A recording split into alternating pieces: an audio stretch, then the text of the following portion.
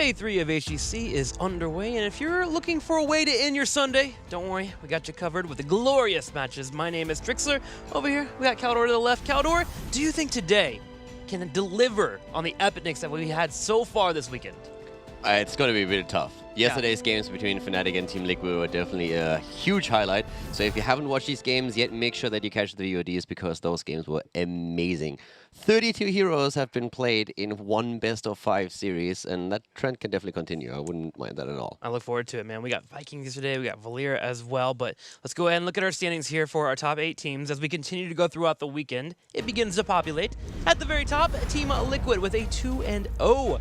Having a pretty tough best-of-5 series yesterday, but they were able to get through it, grab the 3-2 victory, and now they are starting the season with a 2-0. For Liquid, this is absolutely fantastic, and it's kind of interesting because, first of all, the victory over Fnatic is, of course, a huge milestone for them on their way to the Western Clash and also in the long run to BlizzCon. At the same time, a lot of Team Liquid fans have already been voicing their opinions and saying, like, don't do this to me, Team Liquid, don't get my hopes up, because they look fantastic right now. The Liquid curse. But we had a couple of seasons already where they just looked strong at the start and then they fell off towards the end and they didn't make it. They promised this time is going to be different. This time they're going to be there and they're going to show that consistency. And so far they look strong. Good drafting, good team fighting, great macro decisions as well.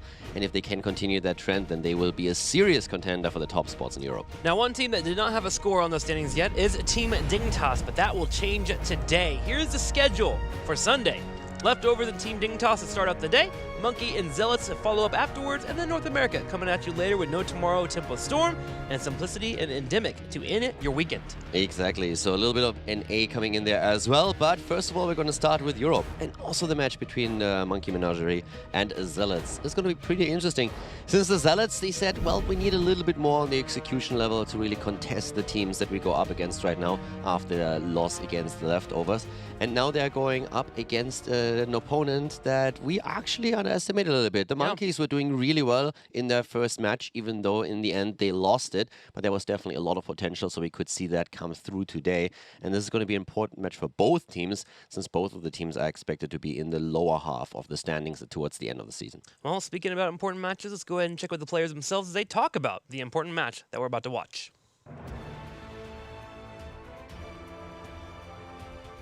I think the MSB for us was kind of just a culmination of all the hard work we put in so far. It felt very rewarding to get the placing that we did, and I was very, very proud of my team and how they performed. But I think, if anything, it taught us that we do have this ability to be able to contest the top spot in the world, and I think that was very motivating for us. Even though we didn't grab it, you know, it was literally the tip of our fingers. We couldn't have been closer. So I think it feels very good for us, and it keeps us kind of with this mindset of if we work hard, we can make it, which I think is really good for us coming into the next phase. It's tough to be sure how Leftovers will look in the first week of the HGC. Obviously, they've made a big change bringing him up here, but I think if we just maintain the same level we were at the MSB or before, we'll be able to take the series quite convincingly. I think we're just looking to kind of ride the wave that we just have, the success we just had, make sure that we keep the respect up for them, but if we play well and we play to our game, we should be able to win. About Dignitas? Well, Dignitas showed amazing MSB. I don't really see us taking a chance over the series unless we show up really good. I also think we didn't have much time because Dignitas is the only team in Europe which didn't make roster changes, so they're stronger than they used to be even. We will just try to play our best and take it as a lesson for improvement for the upcoming series.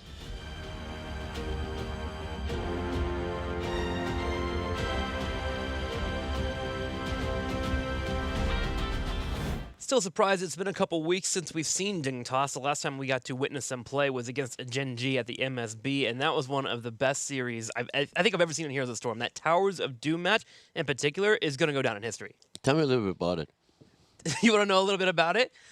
It was epic. That's all you need to know about it. It was awesome. Caldor may have been there casting it. I think I was there. Were you? I think I was, yeah. Yeah, I think we had fun. I think the crowd was there too. I remember something. Yeah, we had a few people hanging around watching after the entire thing. I mean, on a serious note, if you have not watched the grand final of the mid-season brawl, that is definitely the first thing that you need to do. You can even stop watching this live right now and watch the VODs of this one then afterwards, because that game, like the entire series, was one of the best grand finals that we ever had in Heroes of the Storm. Yeah. Towers of Doom game in particular, probably the best Towers of Doom game game we've ever seen. And we had some fantastic grand finals in the past and some fantastic Towers of Doom matches, but that series definitely took the cake. So make sure that you check out the VODs. You can find them on Twitch, you can find them on YouTube. But yeah, make sure that if you haven't watched it live, if you haven't watched it already, that you check out the grand final of the mid-season brawl. That was outstanding. It was awesome, so make sure to check it out. Now let's go ahead and focus on this series here. Let's go ahead and start with Battleground number 1. Where will we be going? Volskaya Foundry, the pick for leftovers. Bands coming in, Sky Temple, and Brax's Holdout will not be played in this best-of-5 series. It's going to be an interesting series from Leftovers' perspective. Dignitas comes in as the big favorite. Everyone expects them to take a victory here, and the Leftovers themselves have already echoed that and have said, well, for us it's going to be difficult to beat Dignitas, and we don't think that we have a chance here. But we can take this as a lesson. If we are able to win a map, that would be great for our standings as well. That would already be a big victory for us. But even if we just take it as a bit of a learning opportunity, then we will have success here.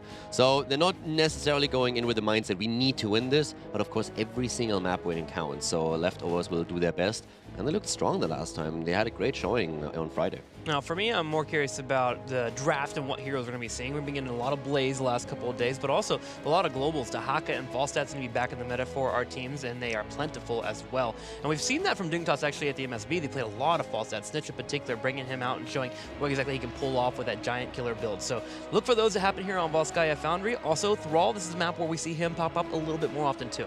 Yeah, Thrall hasn't seen too much play just yet when we look at the few games that have been played here, but this is a map where he could shine once again.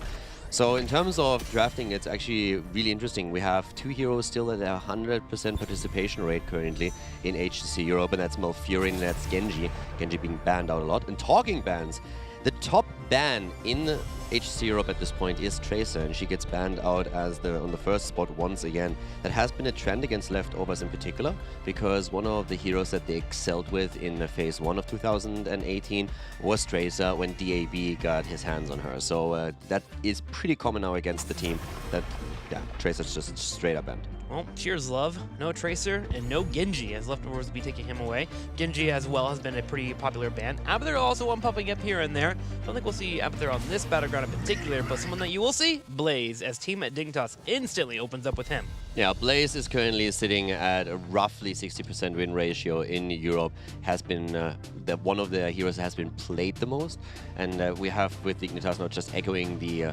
priority again that the hero already had at the mid-season brawl itself.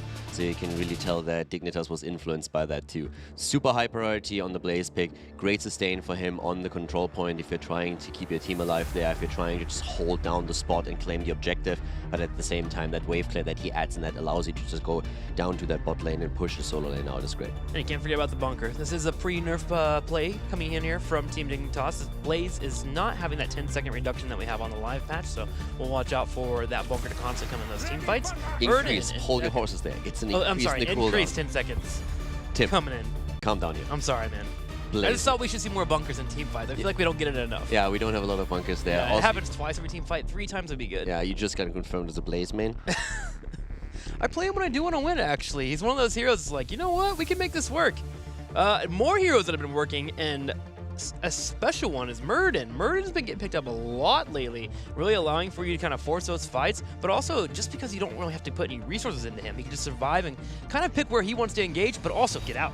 It's just this incarnation of the idea of what a dwarf is. Very resilient, very a tough nut to crack, and as you said, you don't really even have to heal him. He has a trait that kicks in. If you spec into third wind on level 1, then of course that is even increased more. Jumps out the fighter for a few seconds and is ready to roll again.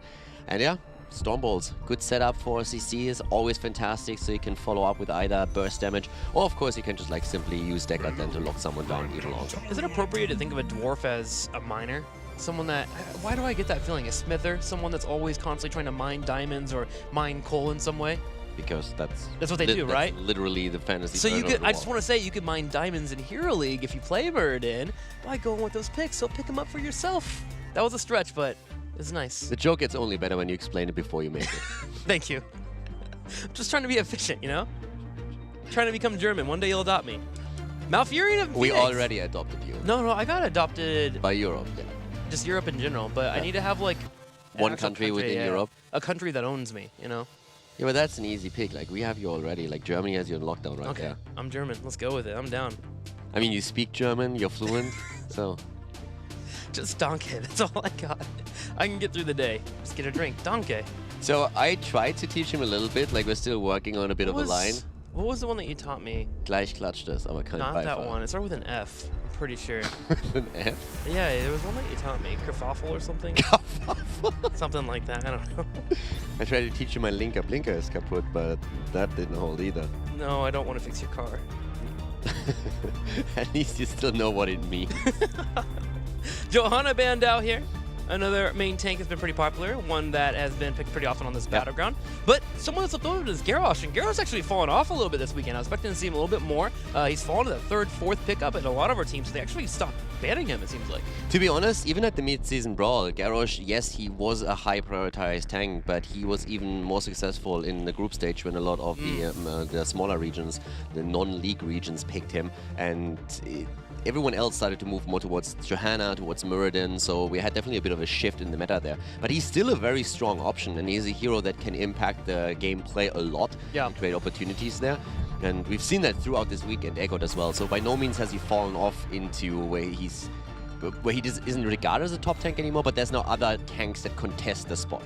Teams have also gotten really good at punishing him in terms of just poking, finding a spot where they can finally get the kill, willing to pick up bursts as well. Hanzo is actually one of those heroes that's pretty good at taking out Garrosh, and Team Dignitas bans him out, so I'm kind of wondering if they're leaving that option of, okay, if we want to, we can maybe pick up Garrosh later on if leftovers don't get the draft that they want here. Heroes that could be annoying for Team Dignitas to deal with, Jaina. Jaina's been really popular. I was actually looking towards Liming as well, because that's the hero that DAB has also shown a lot of. I mean, not only a lot of skill, but also a bit. He tends to play the hero whenever Tracer's banned out, and they really need a damage dealer that can snowball them a bit through team fights. Then one of the go-tos for him was Liming. But as you said, Jaina has been picked a lot more, and we have already some CC that she can follow up on with damage. But yeah, that's one of the things to definitely watch out for now. Tassadar on the Ore coming out, so we'll be getting a hyper carry actually. Interesting approach already, and the question still remains what's that going to be, because there is still the option of going Hammer here. Yeah. Hammer was showcased by Method on this map, actually. That's the first map Team Liquid. First map we got played on at the mid-season brawl by Gen G when Rich was on Hammer on Volskaya. So Team Dignitas will have to consider that with their picks, making sure that they can get on Hammer if it is picked up at the 5th side. Also having a little bit of spell damage here is good to keep Cassie from not being picked up. So Dignitas thinking about their draft. Still looking for their main tank. Leftovers is definitely flexible with this. Hammer is an option, as we said. You could go into Cassia.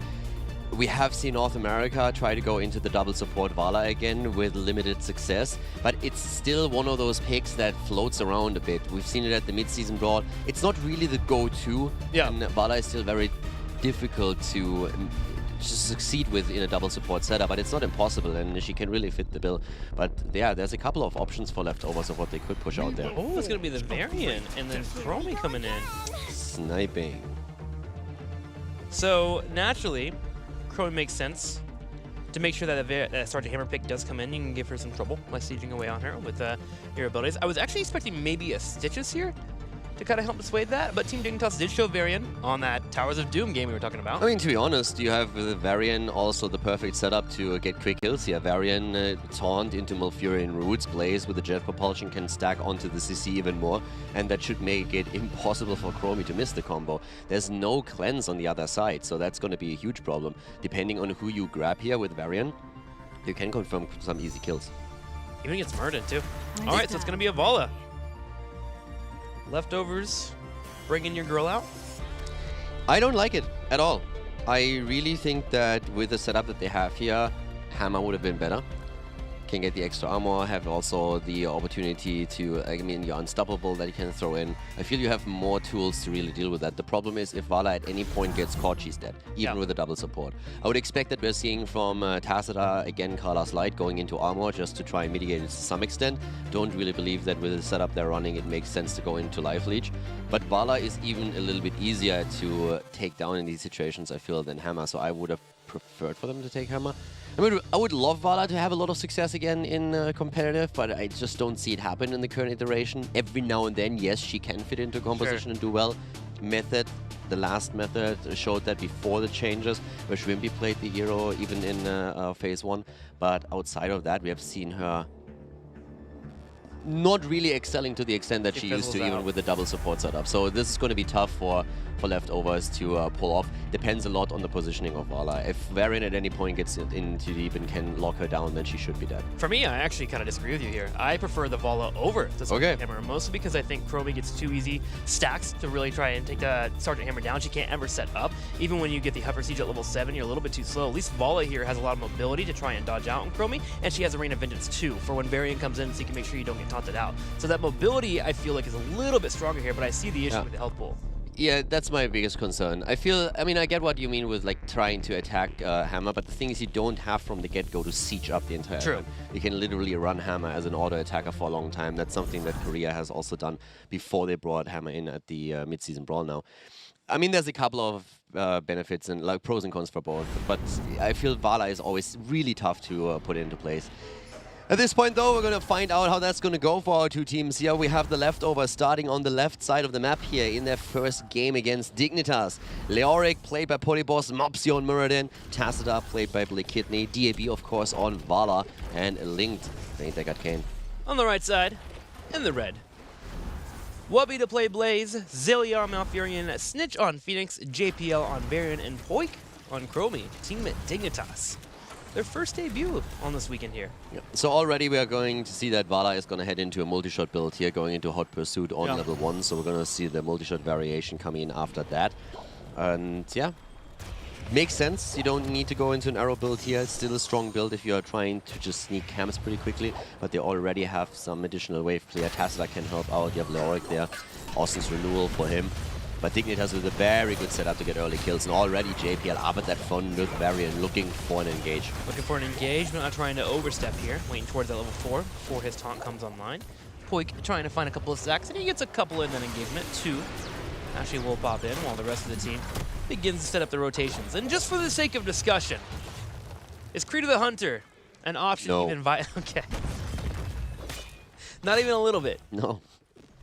Not even with the ability to shred 2 tanks at 16 with Manticore and late game on Volskaya Foundry. Let me think about that. No. Not even no. All right. We're not in North America here.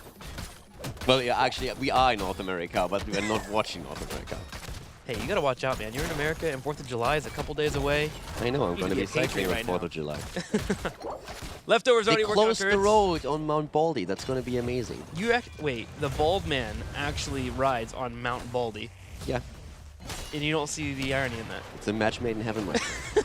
The mountain and me, we have a special relationship. It's beautiful. I get an extra plus 10% movement speed on that thing. Okay. That being said, let's talk about Creed for a second. So Creed of the Hunter is sometimes mentioned, but to be absolutely honest, unless you have a massive, massive front line on the opponent with like a triple front line, you run a double support, and there's no reason why you would go for it. The big problem with Creed of the Hunter is simply that it takes you a long time to stack it if your opponent is not just a bunch of dummies.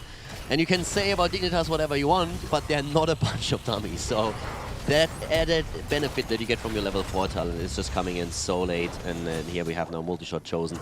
We have, granted, we have seen in the past 1 or 2 instances where Creed of the Hunter was played. But even then, I think it won 1 game. And once that you are... the problem with it is also, like, if you're falling behind, you don't get auto attacks anymore. So you really need to rely on your abilities. If you're playing from a defensive position, it's so tricky to really stack anything here. So there's always the argument made that if you win with Creed of the Hunter, you would have won anyways, because you're already in an aggressive spot and you're already snowballing the game. Multi-shot bringing through that wave clear too, and then later on you can get that frost shot if you really want to make sure that those tanks are getting on top of you. So Leftovers continuing to move into the multi-shot build with the level 4, and we should expect the level 7 later on. Now, let's go ahead and get set up here for the control point. Up in about 10 seconds, both teams working on their camps. Item control seems pretty standard between our two teams. Both of them have a turret, and we have not had anyone fight over the support pulse yet. Yeah, Mopsio steps out with a Storm Bolt as JPL gets slowed down. The first objective is going to determine a lot here. Also, Carla's Light chosen on level 4, so exactly the extra armor that we've been highlighting before a little bit. And at this point, trying to take the control here of the spot we had at the beginning, Leftovers, trying to claim that through Mopsio, but Dignitas is now aggressively invading it, even with Phoenix still being up at the top lane. Chromie, though, will take her time to siege away. Already sitting at 13 stacks, trying to go for Mopsio. Mopsio's able to hop away, though. As Varian steps forward, we'll be having that taunt in about 8 seconds so we can force a fight. Meanwhile, Leftover's going to try and work at some auto attacks and get someone low during that duration of the taunt not being up. Don't find anyone though. And Tessa has rotated top to deal with the wave now because there's a camp pushing in together with a wave, so he needs to make sure that he catches all of the experience and they don't falling behind his structures too much. But this is one of the moments when Phoenix is actually starting to get value from them just by taking down the turrets here. Now we have a rotation from Blaze down to the bot lane to make a similar move happening.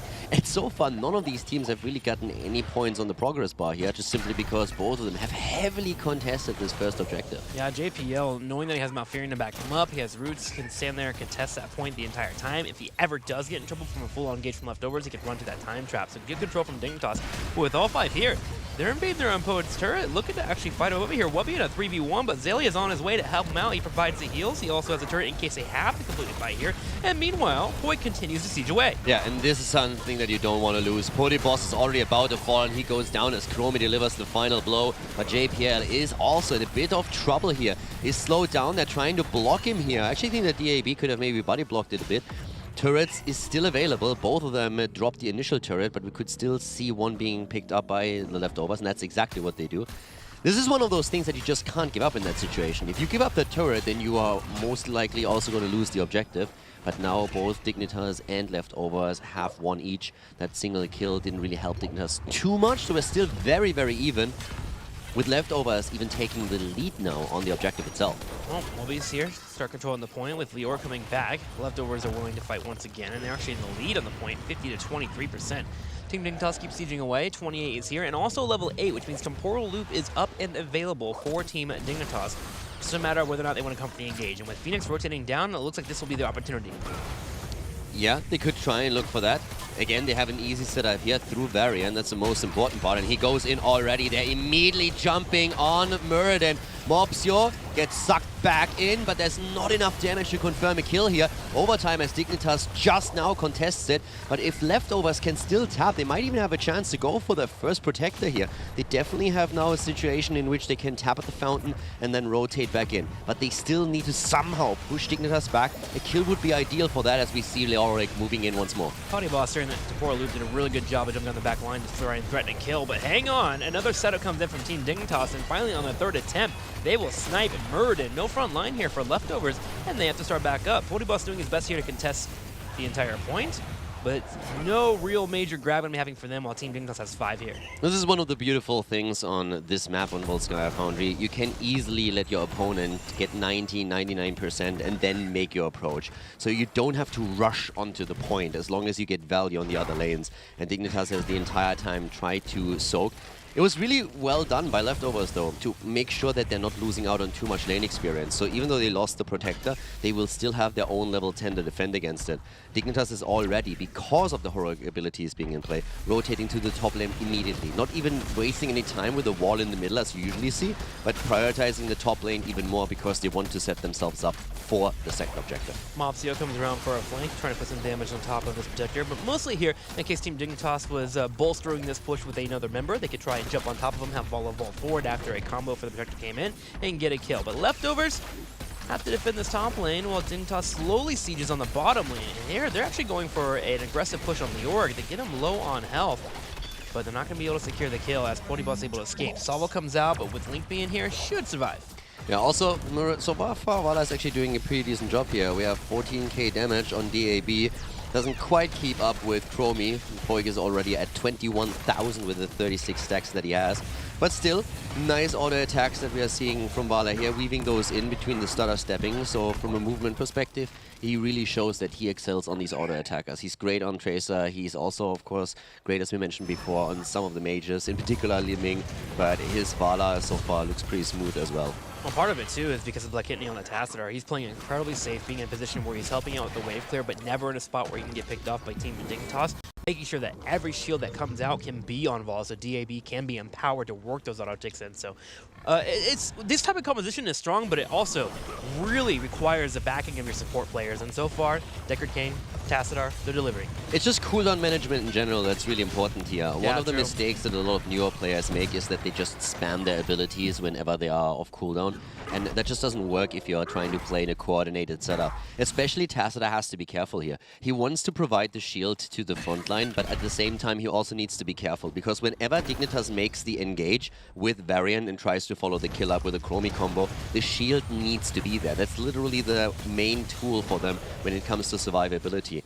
And the same is true to an extent also on Dignitas' side. When we're looking at Poik, for example, yes, you can just spam out your Sandblast and try to connect those shots, but at the same time, when you're talking about your Dragon's Breath, you need to be really careful that you hold those so that whenever Varian moves in and says, okay, I got the engage here, I got the taunt, that you can follow it up. There's nothing worse than a Varian following, like jumping in, trying to taunt, Malfurion follows it up with a root, and then all of a sudden your damage dealer says like, boys, I'm on cooldown, I don't have anything. I mean, there's a reason why it's called an alley-oop, right? You gotta have that oop. If that oop isn't there, there's not gonna be any follow-up, so Dignitas sitting level 13. And we'll be looking for that combo pretty soon, actually, as JPL lurks in the shadows here in the top right corner. Mopsio continues to keep an eye on Team Dignitas while they're setting up for this next control point. JPL comes in, there goes a taunt, and Mopsio is actually taking a little bit of damage, but Poik unable to get the combo. Comes over the temporal loop on ball, though. Boom! There goes the shot. DAB taking some damage, but with a shield is able to back up. And that's exactly what we just talked about. The shield was there, and that helps DAB to survive here. 13 versus 13. Leftover still on the back foot, but at least they keep their heroes alive for now. And also a great move that we saw from Deckard. The stay a while and listen, buying a little bit more space and time here for Vala to escape. Because from Leftover's perspective, Vala is one of the, if not the most important hero in this setup. It's the damage healer. It's the one hero that you're trying to empower through the double support to get a little bit more aggressive. Nice Stormbolt against Zelia. Can they follow it up though? Try to. Here's an Entomb. There is a time trap nearby. Zelia trying to kite around. Does survive. DAB's low on health. Salvo comes out, gets some damage on Pony Boss, but Kenny will pop the Archon just to make sure he can dissuade Team Dignitas from chasing forward. But Heroics have been burned, and Team Dignitas survived the onslaught. Yeah, they survived the onslaught, but the thing is also that at the same time, Dame counter-firing here did really, really well. We're having now also the potion of shielding taken on the level 4/4 linked on Deckard, and we haven't really pointed that out, but the idea behind it is of course pretty similar to what we are seeing from Tassadar. You know that your opponent has a lot of burst damage on point through Chromie, and the salvo is also pretty difficult to... again, it's another one of these layers where you can confirm a kill on a hero when a salvo comes out, and when you can throw a shield on that hero, being it by Tassadar means or just simply through a potion, that can really mean the difference between that hero living or dying. So good adjustments here from Deckard as well.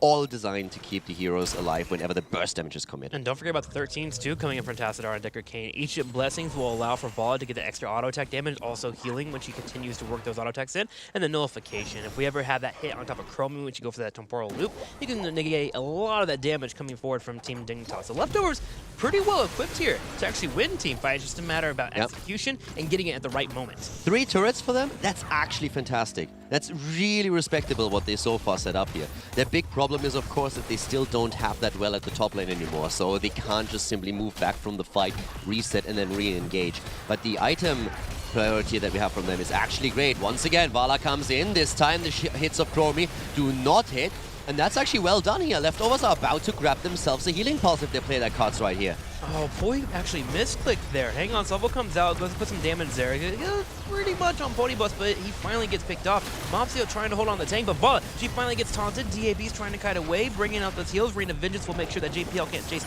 any further, but Leftovers are going to have to wait for Lior to come back there as they lose him in the fight. But really quickly, Chromie was actually trying to activate her Quantum Overdrive, but she hit timeout instead in the middle of the fight. And that's why they didn't have the character that got taunted blown up right away. Yeah, and also what we just saw there is simply how well these turrets did for a long time, but with the Auric falling and not even activating his own, they couldn't really fully commit there. The problem is, I feel they thought that Dignitas would move back, and they didn't pull all of their heroic cooldowns right away. And then the silence comes through from Malfurion, and all of a sudden they're in a lot of trouble.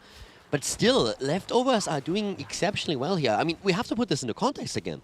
Leftovers are a team that was in the Crucible last season. So just in the first phase, they were in the Crucible, and now against Dignitas, I mean, they haven't gotten a kill yet, but if you look at where we are, 13 minutes in, we are on 16 versus 16 in experience, so even talents, and that's something where Leftovers traditionally struggle to keep up in that regard. So they're doing pretty well. And as they said, this is a learning opportunity for them.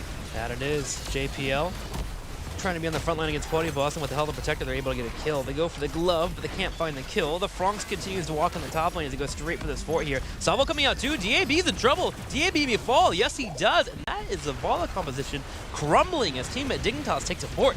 Yeah, and of course with Vala, exactly what we said before, has also come a bit into play. You are now on the back foot, so it's more difficult for you to get these auto attacks in. Since the level 16 talent that we're seeing on Vala going straight into Manticore here also demands her to just try and get the auto attacks instead of going into Frost Shot, where you have a bigger radius on the side of your multi-shot and can maybe poke slightly more and try and control through the slows more of the team fight. But Dignitas has now taken those double kills and an opportunity with a Protector to move to the top lane, get the keep, and by now have accelerated their lead in experience to a 2-level advantage. And that play for the keep was opened up because Vala had fallen. Had Vala still been alive, they may have just gotten the keep wall, played a bit more safe, rotated to the bottom, and cleared out the well. But the moment Vala fell, Team Dignitas knew they could make an aggressive play for that keep, and they get it early. And that will be a thorn in the side here for Leftovers when we head up for that control point that will spawn towards the south. Team at Dignitas already ahead here, 18 3/4, moving towards that 19, and we'll be looking to try and work their way towards 20 while they wait for the next point. I still find it pretty respectable how well Leftovers kept up in experience for so long. Now they're 2 levels behind though, and this is one of those moments where they have to see what they can pull off here. The issue is you kind of want to try and force a fight on 16 talents, so that would be around now. You don't want to wait until your opponent has level 20. So it's all about the decision making here. And this is why they're aggressively starting to posture a bit more. But we already have Dignitas setting up a trap. And again, they're looking for these one-shot kill opportunities, stacking the CC and then getting Polk's damage in, and if need be, commit to a salvo afterwards to confirm the shot. Dignitas really loves this banner of Dalaran too. They keep picking this up at level 16, trying to be near that mage to really give that extra damage. 20% increased spell power for 12 seconds allows for Chromie to siege away and go for that one-shot combo. They did it at the MSB with Li Ming a lot, but here they're trying to pull it off with the Chromie, and it's something that's becoming a little bit more popular for them, and I'm wondering if that will start to bleed into other compositions. Here comes another taunt into the combo. JPL trying to get the kill on Muradin. Blaze in the back left will drop down the bunker to stay alive. Malfurion falls though as Leftovers answer back. Yeah, Boss on the other hand is still very deep and goes down again. And Leoric getting farmed here a little bit by Dignitas, but the kill against Malfurion was strong. And you're talking about the banner. I mean, it's not only Chromie that we're talking about here. Phoenix is also heavily capitalizing on it. So that gives them a lot of value. And if you think about, again, what they're trying to do, they're trying to get insta-kills. So whenever they set all of this up, they can one-shot even more heavily. Talking about one-shots, at this point we're seeing Leftovers looking for one, attempting to go for Chromie herself. And there comes the damage from DAB. That was another setup where I would have actually loved for Frost Shot to be in play. Mopsio still alive. Doesn't have Avatar though, so he needs to be careful. Shields are coming through as Link is throwing the potions out. No Avatar, but having the potions does keep him alive. And they were trying to get that fight before 20 hits too while Malfurion was down. Team Dignitas was able to answer back while Catapults are actually breaking through the shields on top. And that's actually going to hurt a little bit. Going to drop down a few shots here. Blackitney comes over to defend. What will be the final result with these Catapults? Dropping down below 80%, all the way down to 75. Yeah, and the 20 is now there for Dignitas, and this is really where, with the Storm Talents, they are going to try and take structures even before the objective spawns. Open up the bot lane now with the Storm Talents, and then with the objective, you can finish the game. Dignitas daring Leftovers to rotate down and fight them with that 20 advantage. If they don't, they're going to take their keep wall. There goes one turret, gate goes down 2, and with Malfurion here to join, they're just fine. And JPL's got the flank already under siege here. Comes in, gets a little bit of a taunt, lets Mopsio know that he has that entire choke controlled. There hasn't been a fort eliminated on Dignitas' side. That's a massive problem because Leftovers, they just couldn't pick up on all of the experience in structures. That's one of the main reasons why Dignitas is so far ahead, because they took down these structures. Their control of the map is absolutely spectacular, and they're already poking away at the keep itself. The more damage they can put on it, the easier it is for them to end the game with the next Protector. Leftovers can't contest this. They're sharking around, look like they might go into it, but they're not going to. They just gotta soak. They have Leo already in the middle, soaking top. Now, they have to get a full level here before the control point pops up, and I think if they are able to grab at least a 4, as you were just mentioning, that would be helpful, but Team Dignitas isn't giving them the option. They're actually aggressively pushing in towards this keep. They say, okay, if you want to go find experience on the map, we're going to get catapult pressure in this bottom lane off you. It's more or less a checkmate position at this point. It's really difficult for Leftovers to get anything done here. They say they need experience at the top, but they give up the keep in the process. And this basically means no matter what happens, you have to contest the Protector. And they might be too late in the rotation. But 20 or no 20, I think they really have to contest the Protector now, because without the keep at the bot lane, Dignitas can simply move in once they grab the objective. And so far it seems that Leftovers are even willing to give it up. And I think that would be the final nail in the coffin. Yeah, they pulled away after getting the turrets on the top and a minion wave. So with Leo soaking in the middle and one more wave coming in, they should be able to get 20, but it's too late. There's a Protector. Team Dignitas will jump in it. Chromie and Malfurion will be darlings as they pilot the frogs across the bottom lane. So basically what Leftovers just said is like, we are prioritizing getting level 20s for defense without keep over fighting a fight on the Protector against a talent advantage. That's the choice that they made, and it might pay off for them, but it doesn't really look likely with Mopsio being already in a ton of trouble, losing a massive amount of HP. As he moves back, the Protector is on wave 4, man. Salvo is coming through. Snitch gets the damage in. All they have to do is slow them down. And now they're going straight in for the core. Protector doing the damage. Phoenix is eventually going to fall. It's 20 proccing here, but Snitch is still going to die. It doesn't matter though anymore. The Protector with more than 50% HP left goes for the core and is going to close this one out. Dignitas, a couple more auto attacks, and there it is. Dignitas in their first debut of the weekend will get a 1-0 over Leftovers. Clean play from them. Good setup with JPL on top of the variant coming in with those taunts, having the follow up from Chromie. And of course, Phoenix got them just enough kills. However, I will say Leftovers, they really held their own. There were moments where they were able to get to that first initial one shot, and a lot of teams actually have a difficult time doing that. Yeah, I really think that I mean, again, they are the underdog here. Dignitas is just a dominant team. They've shown it at the mid-season draw. There's a reason they made it to the final, to the grand final. But at the same time, Leftovers kept up for a long time the game. 13 minutes in, we had both teams on level 16. Yeah. If the fight over the healing pulse goes a little bit differently and they're able to confirm a kill there and grab the healing pulse for themselves, they might be able to win the first Protector for themselves, second in the game, and then keep it a bit more even. But that's something that they can work on. I just feel that in the early and mid game, you can really tell that there's been a lot of improvement with the team, Sure. not only in phase 1, but now also with Mopsio. There's a lot of good calls that are happening, a lot of quick rotations where they're soaking the experience. We said that already after their first game on Friday, but I really think that they are showing signs that teams need to be careful against them. I mean, Leftovers, they've just grown so much, and that's what we've always been saying about them, especially Yeah. towards the end of phase 1 and now into phase 2. We're now asking them to show us that they can get those wins and win some sets. And they've already done it. On Friday, they were able to get their first victory, taking on Zealots and getting the win. We'll see if they can get a little bit more against Dignitas. They've already mentioned today is just a learning day for them, but still, one map, that could be good for them. Let's go ahead and talk about the cheers as they keep rolling in from you guys at home. Our teams that currently are in the lead